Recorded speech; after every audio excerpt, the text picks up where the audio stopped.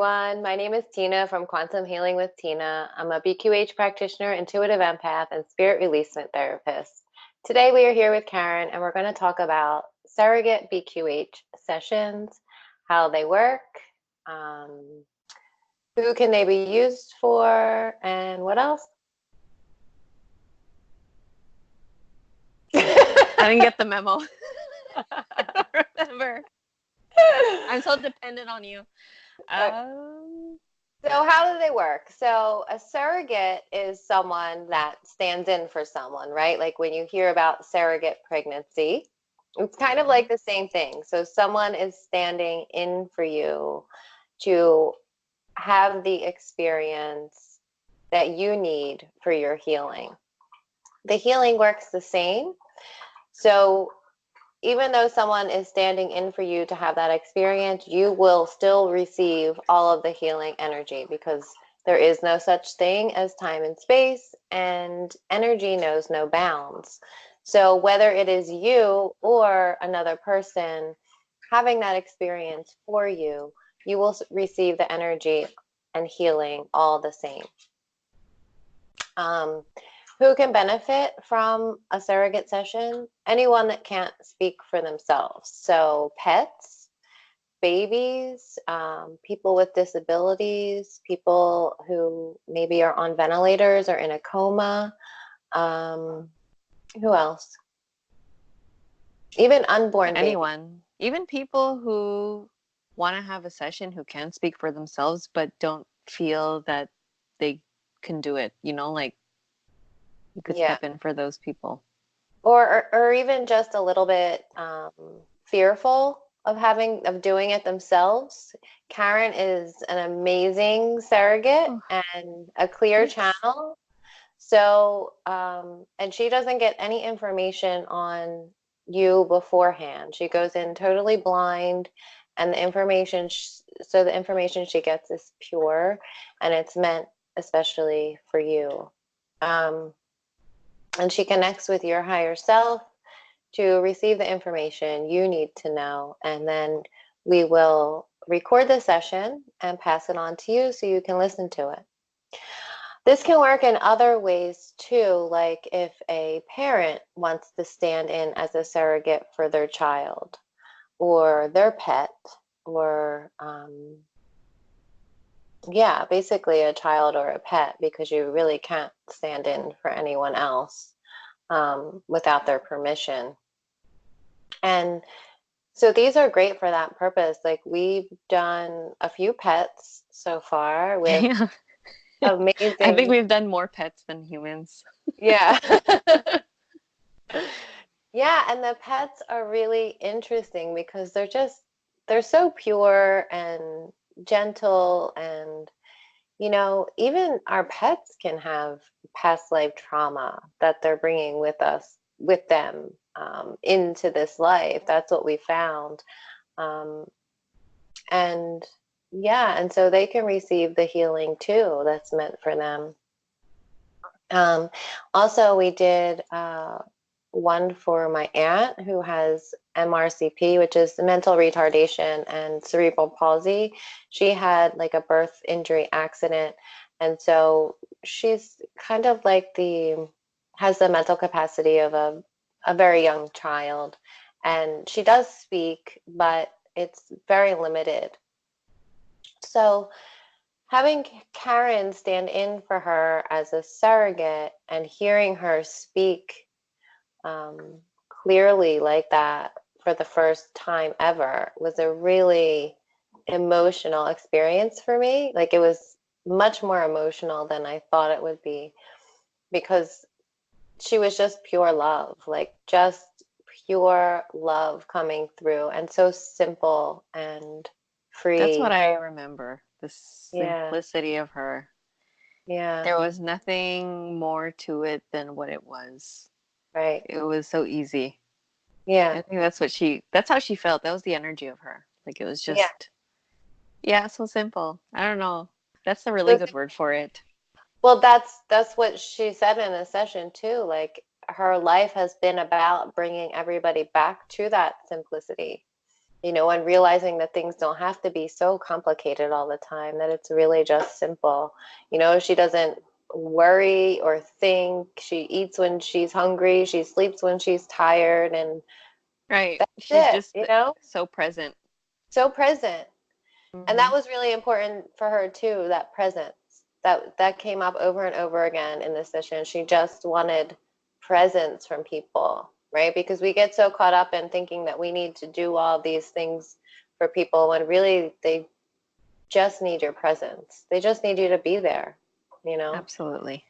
That was a really beautiful surrogate session that we did. That was Yeah. probably my favorite. On your end, like as the practitioner, like I guess when you hear, because you know me so well as me, and then Mhm. when I step in for somebody, like is it easy for you to feel their energy? Mhm. I guess having to listen through me. Yeah, Like I was because just wondering how that works. Like I mean, like at least because from your perspective. because you are such a clear channel. Like when you embody someone in a surrogate session, like you totally leave your personality, you leave you behind. Like Oh yeah, because you're I'm so awkward all the time. not you're not even there. Like you totally embody whatever you are being, whoever you are being a surrogate for. Like in Bud's session, my dog, like you were totally him, like high Ah, strung and anxious and the whole deal. Yeah. Yeah. But I find that surrogate sessions are really beautiful, because like you're just being a channel for that energy to come through, for the healing, for whoever it is, whether it's a pet or a child or a person with a disability.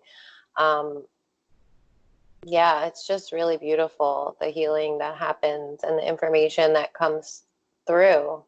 How does it feel for you to be a surrogate for someone else?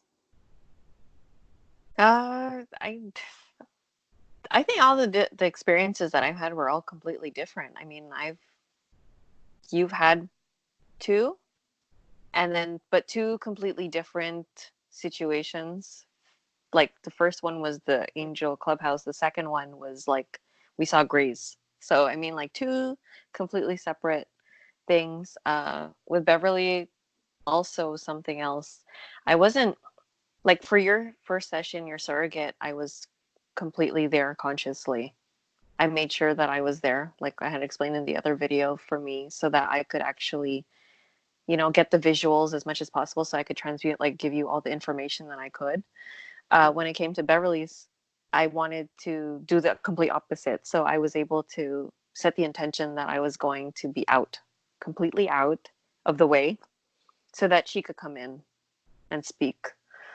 Um, so yeah, two completely different things. Like I said, I saw for yours, I saw everything and I could probably recall everything through the visuals that were given to me. And then for hers, she had a couple of like pop-up pictures that were like, to kind of get my attention so that I could, I don't know. I guess I don't know why some things, I guess because of the color, like how vivid the colors were, like it was just too that stuck in my mind. But then there are other things that I don't recall from it. And then Right, like Bud because session, I in don't remember. really, Not really, no. no. I was out. Hmm. Yeah. You seem to have different stages of probably brainwave patterns. Like you up and down with your brainwave patterns, and when you make the intention to bring your conscious mind or not, it really doesn't matter with the information that comes through. It No, doesn't because seem I'm to really interpreting it matter. anyway. Like I don't feel like I used to question like am I making this up to give like this awesome thing? But no, I'm actually just interpreting what I'm seeing. I'm just Right. telling you what I'm seeing. It's not because I find it's so quick. No, I mean like to be making something up like that and giving all the detail and channeling or making up a whole soliloquy of whatever it is that I'm And that's speaking of, like it's not. Yeah, no, I find it goes by and it runs so smoothly that I don't even think I could even make it up. Like, I mean, like how I'm speaking to you right now, I feel like I'm so jumbled. Right. And it's nothing compared to that. Like, I'm so in it and it flows. Well, that's what I was saying too, that when I was talking about Rafa's surrogate, we just did that last night for a dog with behavioral issues and found that he had a lot of really sad past life trauma that he carried into this life and was repeated again. Um, his story was really sad, but you know, people say, and it's good to be skeptical. So his owner said she was a bit skeptical but open-minded, and there were some things that she didn't agree with in the session or whatever. But I said to her, don't get bogged down by the details. If there were 5 puppies in his litter or 10 puppies in his litter, the details of it really don't matter. What matters is like the core of the story, the core story of his abandonment and what happened to him. Right. And also that I told her, I said, I didn't tell Karen anything about him except for his name before the session.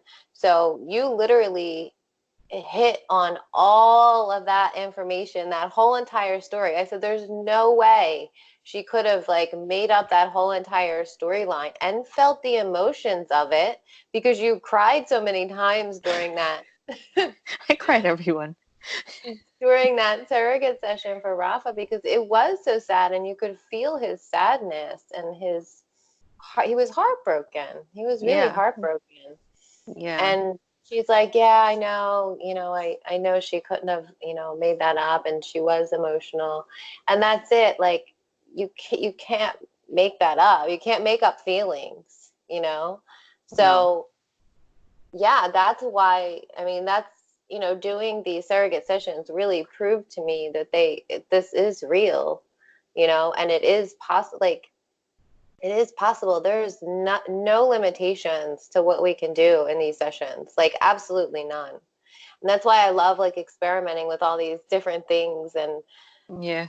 what we can do and the information that comes forward. I mean, there's really nothing that we can't do. And that's what's so exciting, It is It's so because exciting.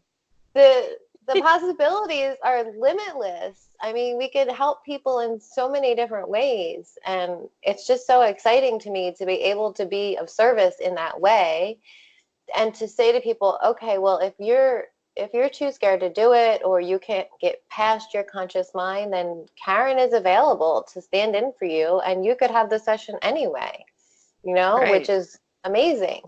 And that's such a great service and thing for you to do for other people, is to use your body and mind as the vessel for them to get the healing that they need, you know? Mm-hmm.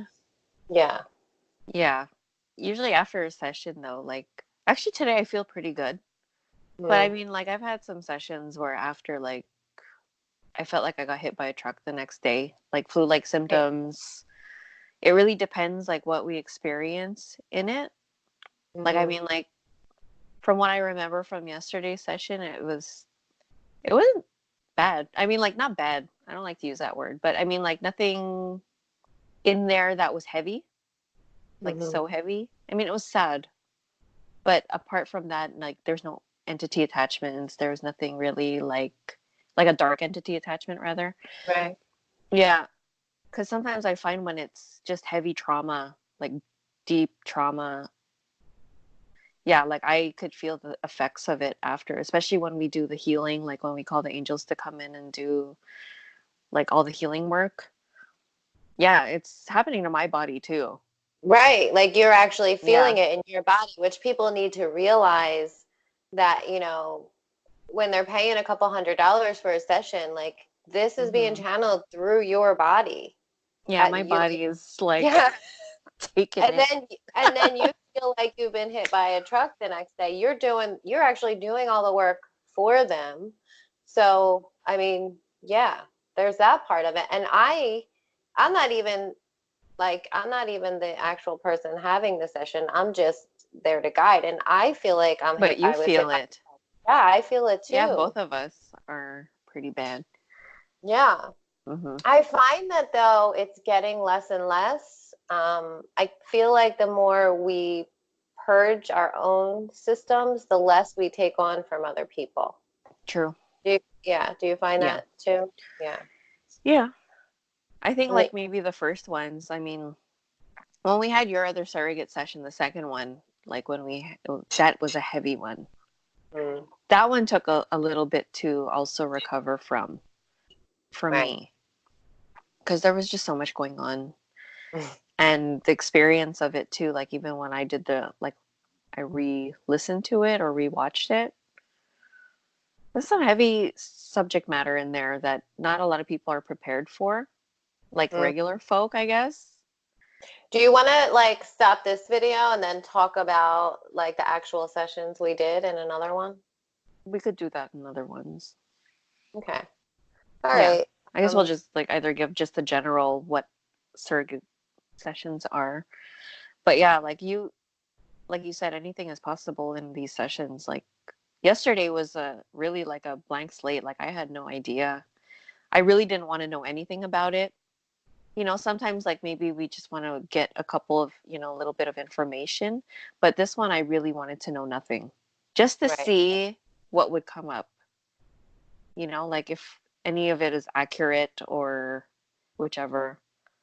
Right. But again, it's like, I was nervous in the beginning of it where I just had to tell you, like before we began, I was like, I'm just a little nervous because what if, dot, dot, dot. Yeah. Like, And what if? Like, what if nothing? what if nothing comes up or I say something and we're completely off, Right.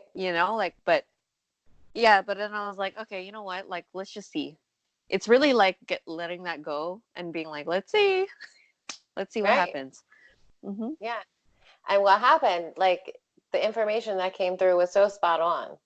It couldn't have been any more spot on, which was Right. amazing because you do have that doubt sometimes because when you know someone, you kind of know their story, or when we've talked about it or whatever. Like, my aunt, You. Nolan's story, me. So you're thinking, oh, well, am I just making this up because I know them or whatever? And that's where that doubt comes in. And then Right.